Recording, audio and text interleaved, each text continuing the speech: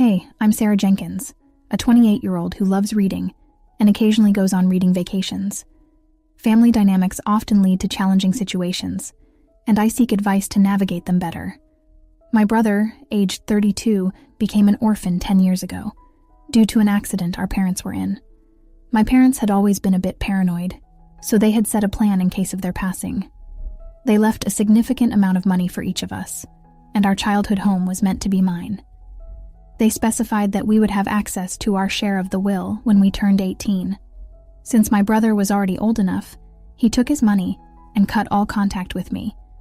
I had lived with my grandparents ever since, but last year, I finally got my share. I decided to move into the house and use the money to pay for my studies. I'm in my first year of medicine, and it's very expensive. I've estimated that when I finish medicine in 5 years, I will have money left to continue with what I want to specialize in and still have some left. My grandparents knew my plan and offered to help me with my living expenses, so my inheritance became exclusive to my studies until I finished. Of course, I accepted, and we have been like this for a year now. To the issue, my brother and his wife have 3 small children. My brother spent his inheritance money on a house, his wedding, cars, and expensive stuff that one doesn't need to live. My sister-in-law is a stay-at-home mom, so he was the breadwinner. My brother recently lost his job, so now their family is struggling, and they need a place to stay. So he contacted me and asked for us to meet up. When I arrived, he and his wife were already seated in the restaurant. Long story short, they said that since they were going through hard times, they expected me to hand over my house and give them my share of the inheritance to get back on their feet. Naturally, I got angry since we had barely talked or visited each other since the accident. They were just demanding I pay them. I told them that I wouldn't because I already had a plan for the money, and I was living in the house they said I could move back with my grandparents, and blew off me for being selfish. After arguing, I decided to leave. But now my cousins are saying I'm an inconsiderate idiot and should help the family out. I need to know if I'm in the wrong. So, am I the idiot? I'm questioning my decision because there are children involved, his kids, and I don't want to hurt them. Hey, have the last 10 years been great anyway? How about you give me half of our dead parents' money since I already spent mine? Not the idiot. He squandered his money. He will squander yours too, and then you'll both be broke. Be responsible with your money. At least one of you should be financially solvent, not the idiot girl. You shouldn't even be here. He cut contact with you and now expects your help. No way. I am begging you not to hand over a cent. He sounds like the type to be given a step and then suddenly take a mile. You owe him nothing. His family is not your responsibility in the slightest. Do not allow him to guilt you biologically. You're related, but they're not family. And your brother made that decision a long time ago. People love burning bridges, not realizing they'll regret it. Not the idiot. He spent his inheritance and wants the house and more money. Ridiculous. Plain and simple. Keep saying no. If he has to come live in the house and pay rent for a while, maybe. But sign the house over? The man is delusional and manipulative. I am shocked at the cheek of his suggestion. Kids are currently back in school, so both parents can get jobs to make ends meet. It may not be up to their expected standards of living, but I doubt they'll starve. So, your plan for your money is completely valid, and you have every right not to share. Update. Am I the idiot for not using my inheritance money to help my brother and his family out? A lot has happened since I posted my story, so I'll be updating it here. I first told my grandparents everything that happened, and they are supporting me. I told the cousins who were sending me messages to help my brother themselves, and they got angrier, so I blocked them. I then invited my brother and his wife to eat and offered to rent 3 rooms in my house. They asked if it was free, and I said no, but it would not be expensive. However, they kept insisting on me handing over my property, so I decided to leave. I had a conversation with my brother, and it turns out you were right. He doesn't want a relationship with me. To be honest, I'm completely heartbroken and angry because I thought things would change after that conversation. I decided I would be the one cutting contact, and my grandparents did too. I don't know if things are finished now, but I sure hope so. Thanks to everyone for the judgment and advice. You know what? This may be a blessing in disguise, since he has left no question about his nature, and made it very easy to see that he has nothing good to add to your life. Luckily, he had revealed his intentions so clearly and quickly, before you lost or suffered even more. You can now move on knowing that you made the right decision, as painful as it may be. I am so sorry to hear that your brother was just using you to access the house and your money. Going with no contact is the best way to go here. I think that moving into your house would have been disastrous for you. My first thought was that you came home from school one day and found all of your belongings in the front yard with the locks changed. Stay strong, and good luck with your medical degree. What were his justifications for demanding your house without paying? How could he possibly believe he's entitled to your house or your inheritance? How has he managed to convince your cousins that you are responsible for him? If I were you, I would cut any contact with him and his family. If you have the money, I would consult a lawyer. However, inheritances can be complex, and it may be wise to safeguard yourself just in case. Regarding the issue with the family heirloom, you are an idiot. You come across as extremely entitled. His family sees you for what you are, and they don't want you to get your hands on this family heirloom. When your daughter comes of age, this may be something they reconsider, but it's not your place to push this. They're right. You are the idiot. It's perfectly understandable for them to believe that someone they've known for 5 years won't take care of a family heirloom that is over 200 years old. That you make light of something so precious, both monetarily and sentimentally, makes me think they're right not to let you have it. You are the idiot. Your daughter is not a blood relative, and therefore should not get the necklace. The family is right to be wary, especially given that you think cooking, cleaning, and looking after your kid somehow entitles you to an allowance and pampering. Those are things you'd have to do anyway, seeing as you had your daughter before you met your husband. An heirloom is supposed to follow that family's descendants, not branch off outside the lineage. You are already benefiting greatly from their wealth. Stop clawing for heirlooms you aren't entitled to. If none of your husband's generation has a biological daughter, then it should be held in trust for whichever male grandkid has a daughter. You are exactly right. Prenups are needed. You owe your relatives an apology. If they had any brains among them, they would be rewriting wills and trusts, barring you from them, even if it means passing assets through your husband and directly to his bio kids. Enjoying the story so far? Show your support by liking and subscribing to our channel. Now, let's dive back into the story. I, a 28-year-old female, love reading. About 3 times a year, I go on reading vacations. I usually pick a city I've never been to and spend a week just reading in different coffee shops. I started doing this during my university breaks, and it just stuck. Every 2 years, I go on a big trip to another city, although I always sightsee on these trips. Last year, my trip to Paris had to be canceled, and I've rescheduled it for next year.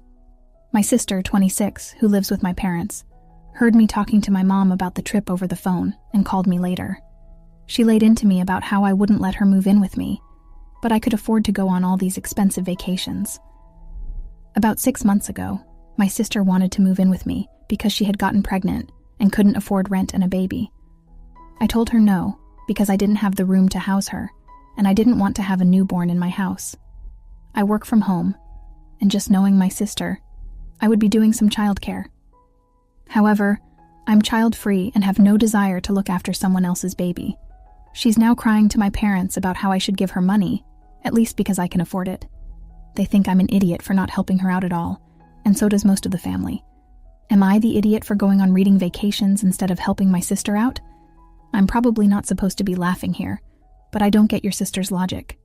How do you not letting her move in with you because she can't afford life have anything to do with you affording to go on any vacation you choose? You don't have a kid or a life you can't afford. You can afford to do what you want, and what you want is to not have your sister and her newborn live with you so you can go on vacations whenever you want. This seems reasonable. You are not an idiot. Not the idiot. You didn't get pregnant. She did. You didn't choose to keep the baby. She did. It is not your responsibility to fund her life. Where's the father of the baby and the rest of your family? I like how they're quick to volunteer your money for your sister, not their own, but do not give in on this. This is a hill to die on. Go low contact for a while. Let them all work it out with each other, and enjoy your reading vacations in your child-free life. My ex-wife and I have been divorced for 2 years. We have 1 child together. She tries to be friendly, but I think it's inappropriate, so I keep her at bay. I got sick 3 months ago. I was awfully, and I called her. She stayed with me for 3 weeks, made my food, cleaned for me, administered my medications, and rubbed my back while getting sick. She was amazingly attentive. I feel guilty for calling her, but she's always been there, and I can always count on her. Another friend brought me soup, but my ex has always been very nurturing. As I started feeling better, I started talking to my friends more, and I didn't want her around as much. So I started ignoring her when she came in. I could tell it hurt her, but I knew she still cared about me, and I didn't want her interfering in my other relationships, thinking anything had changed. Recently, she asked me for additional help with the baby. I told her I didn't have the time or the money to help, because I was making up for lost time while being sick. My sister told me I was an idiot, and I should at least make time because she put her whole life on hold to take care of me when she didn't have to. She said I was unappreciative, and that people looked their whole lives for people like her, and I was treating her like garbage. She said I only treat her like this because I still have feelings, and I want to appease my friends and girlfriends. My sister called her and is helping her with the baby now, and she's turned my family against me. I missed a lot of work, and I'm making it up. Am I the idiot for not making time? Edit. We divorced because she wasn't who I envisioned myself with. I feel that love should be more passionate and spark, and where we had chemistry, she was of the old school belief that love is work and taking care of each other. I couldn't bring her around my friends either. She just didn't fit in. We've been amicable, and she's not said anything about being upset. My sick leave hurt me fiscally, so I've been working extra to make up. You are the idiot. You're prioritizing friends and girlfriends over your kid, man. What the heck is wrong with you? Also, you were plenty happy to take advantage of your ex when you needed her, but didn't even have the nerve to tell her not to keep coming when you started feeling better. Just ignored her. I feel sorry for her, and most of all, for your child. You are the idiot. You're a father. Did you think that title came with the freedom to keep acting like your child free?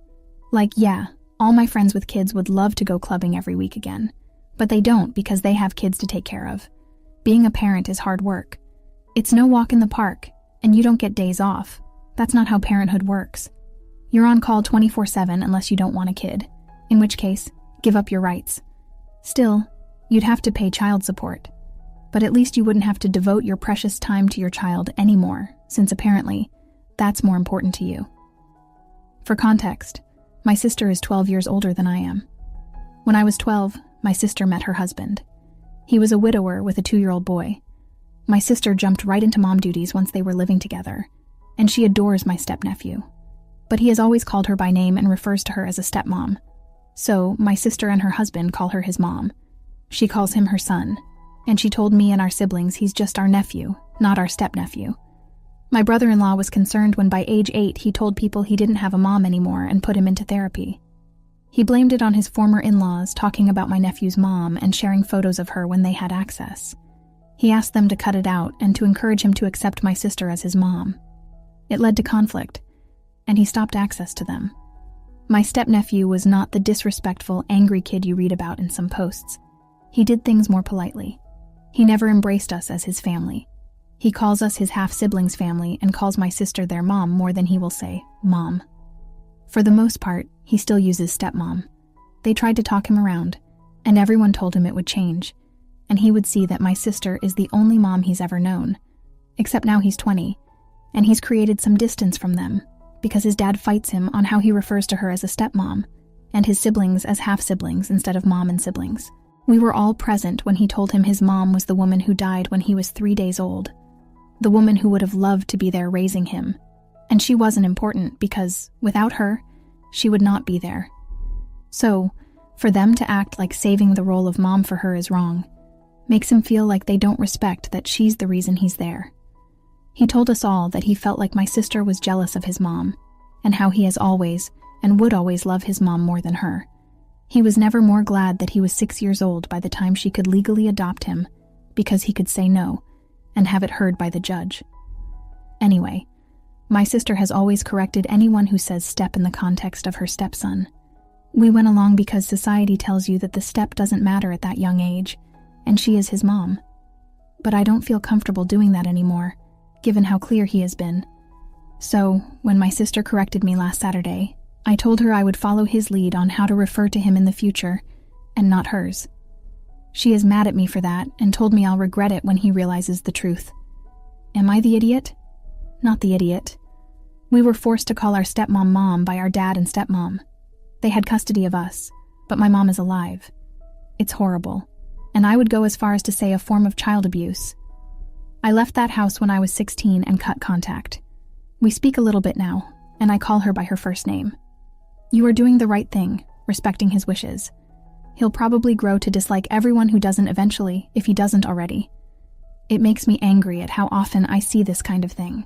If step-parents take 2 steps back and allow relationships to flourish softly, rather than trying to force it and causing future relationships to wither, it's pathetic to force yourself onto a child who doesn't want you.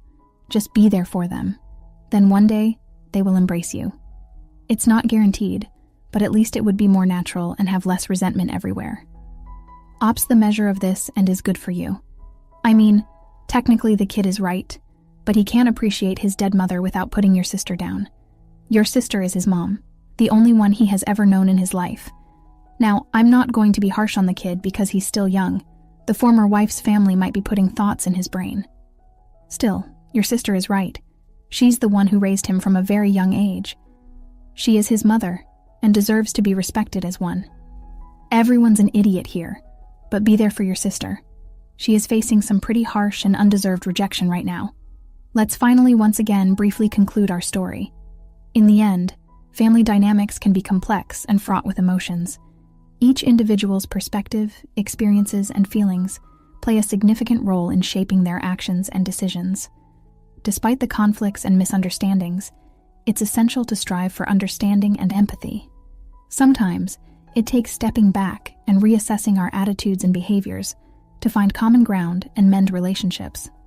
As for our protagonists, they have learned valuable lessons about communication, respect, and the importance of honoring each other's feelings and wishes. While the journey may have been challenging, it has ultimately led to growth and greater understanding within the family. With newfound clarity and determination, they move forward, ready to navigate whatever challenges may come their way, armed with the strength of their bonds and the wisdom gained from their experiences. Thanks for watching. How did you find the story? Let me know in the comments below. Don't forget to like this video and subscribe to our channel for more awesome stories like this. Your feedback and support mean a lot.